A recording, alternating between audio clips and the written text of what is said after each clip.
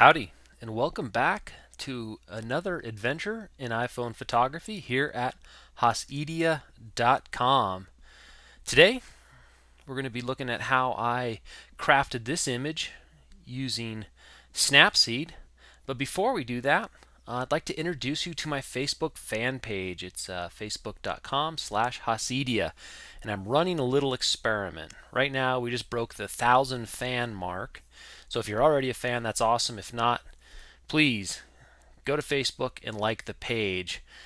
My goal is to have 10,000 fans by the end of the year. So if you're a fan of the page already, just recommend it to 10 of your friends.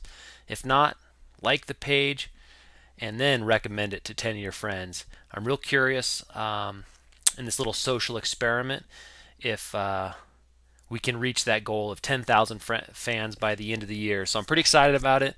I think it'd be fun to get there. So please help me in my quest and like the page and recommend it to 10 of your friends. I'll keep you posted as we go along, but this will be fun and hopefully we'll get there. So let's get into today's adventure. We're going to be transforming, or we're actually going to be making this image here in Snapseed. So first of all, here we are within Snapseed. I'm going to go through pretty quickly. There's 3 modules that I'm going to apply to it. I'm going to tune the image,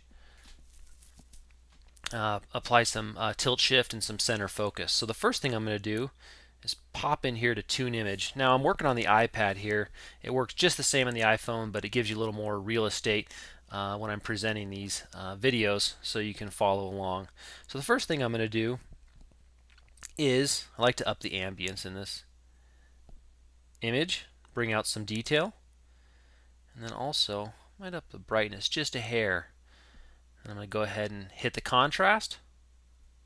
It's going to darken up and create some nice pop there in those leading lines or converging lines there. So that's all I'm going to really do with the tune image. So I'm going to go ahead and apply that. There we go. Next, I am going to go into the tilt shift module. Now the tilt shift module offers a variety of focus effects. So what I'm going to do here is I just want to kind of keep this horizon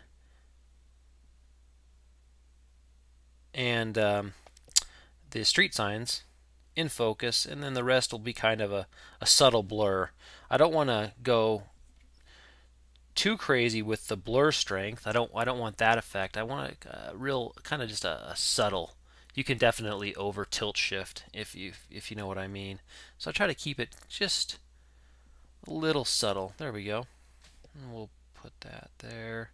And then what we're going to do is increase the transition so that the blur isn't quite as abrupt. One thing that I don't like is seeing the blur line. So I try to expand the transition a little bit and reduce the blur strength. So your eye isn't quite sure what's going on. It just knows something's going on and saying to your brain, hey, look down the road, as opposed to, hey, look at this out of focus and in focus delineation. Something that I like to do on a lot of my images. Next, I want to increase the contrast again. There we go. There we go. We're really getting that to pop now. And then baby boost the saturation just a hair. So there we go. There we go with the tilt shift. So we've kind of created a very subtle out of focus area, drawing our viewer into an in focus area, forcing them to look down this road. So we're going to go ahead and apply that. And we can definitely leave it here. This is looking good as it is. But one thing I like to do is add a little bit of vignette to it. And vignette is kind of the darker areas you see in images, or the light fall off you see around the area of images. And you can create that using the center focus module here in Snapseed. So if we touch on it, you can drag this where you want your focus to be. So I'm going to go ahead and put it going down the road. You can control its size by pinching in and out. What we're going to do here is we're going to not worry about the blur strength. We're just going to go to blur strength of 0. And then we're going to go to an inner brightness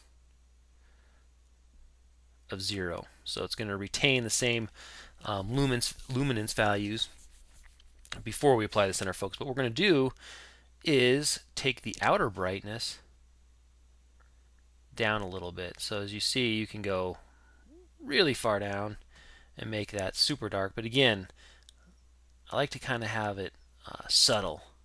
So just maybe right about there. And then we can compare before and after. Let's see here. Oops. So that's before, and this is after. We'll just go ahead and maybe tighten that up a little bit. There we go. So there we go. And then we're going to go ahead and apply that. And that is our final image. So where we came from was this image, and we made it into this image. And we did so by tuning the image. All we did there was increase the ambience, gave it a little bit of texture, a little bit of life, increased the contrast, which gave more definition to those converging or those leading lines, which are kind of the key to this image. After we tuned the image, we went into the tilt shift module, applied a kind of linear focus effect, but like I said, not too drastic. You don't want to see that line. You really want to make it subtle, and you do so by increasing the transition and reducing the blur strength. And then finally, we went to the center focus module and created just a subtle vignette or darkening of the edges and really drew our viewer into this image. So I hope you enjoyed that. And again, I'm trying really hard.